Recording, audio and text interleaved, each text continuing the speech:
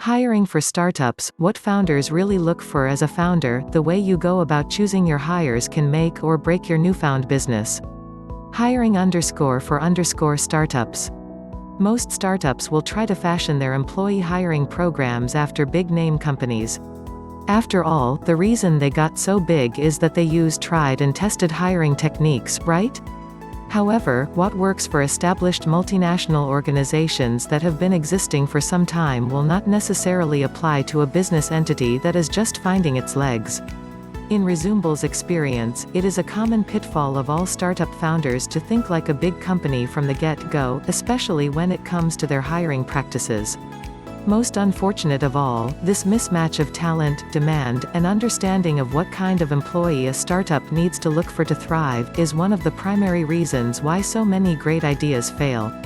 Numbers from the year 2014 from the U.S. Bureau of Labor Statistics reveal that of all the small businesses started that year, only 80% made it to the second year, and the numbers only got worse as the years progressed, with merely 56% surviving to year 5. And though a lot of factors play into why many startups find success elusive, one stands out from the rest. A recent study published by CB Insight says that the inability to find the right talent is the reason for 23% of small businesses' failure to launch. This reason is made all the more glaring by the fact that it is entirely avoidable and easily solvable.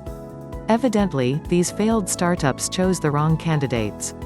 At the early stages of business, founders need to have a vision for the company and find the talent who has what it takes to realize that vision. But how does one find the right person for the job? It all starts with knowing what to look for in your applicant's resume. Startup experience. When looking at an applicant's job experience, many founders will favor those who have worked for big companies over those employed by startups in the past, for the obvious reason that big names have bigger, more widely known reputations than small ones. However, opting for the latter can be even more rewarding for those just launching their business ventures. Generally speaking, work in large organizations is traditional, rigid and tightly controlled. At the same time, startups often require their people to be flexible with their hours and be willing to put in extra work frequently. Reportedly, Twitter and Square founder Jack Dorsey had to put in 100 weekly hours at work at the beginning of his ventures, while Tesla CEO Elon Musk supposedly worked 120 hours a week early on. Only someone who has worked at a startup before will understand that long hours are part of the job. Like an infant, your new business needs more nurture, care, and attention than usual.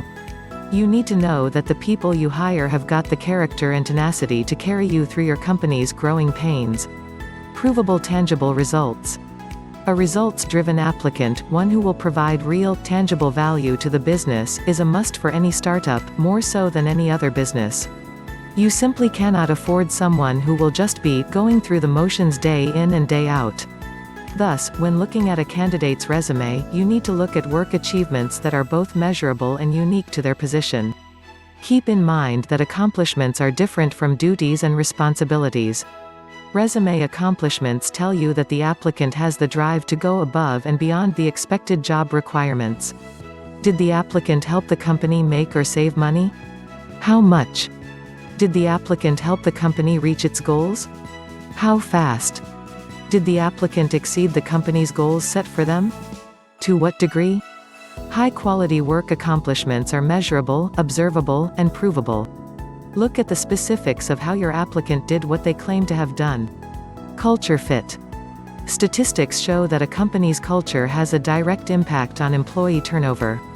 According to a Gallup poll, 20.2% of employees quit because of poor organizational fit. You will want to make sure your new hire is fitting in with your team, both now and in the future. Find someone who can share your vision and who understands that they have a massive role in making the company better. Investigate their passions, hobbies, and interests, and see if they align with yours or your existing team's. You also need to look beyond their resume and scope their online and social media profiles to get a sense of their personalities. During the job interview, discuss and ask thoughtful questions about their passions outside of work. In it for the long haul. Too many employees leave startups for big brands, which can devastate the entire enterprise. You certainly do not want to hire someone who will get up and go the moment a better opportunity presents itself. While it's hard to compete with the career advancement and promotional opportunities offered by other companies, find someone who respects the startup business model and shows that they want to grow with the company. Find the signs in your applicant's resume that demonstrate they will be a good long-term asset. While researching their employment history, verify how they work and who they are as a colleague.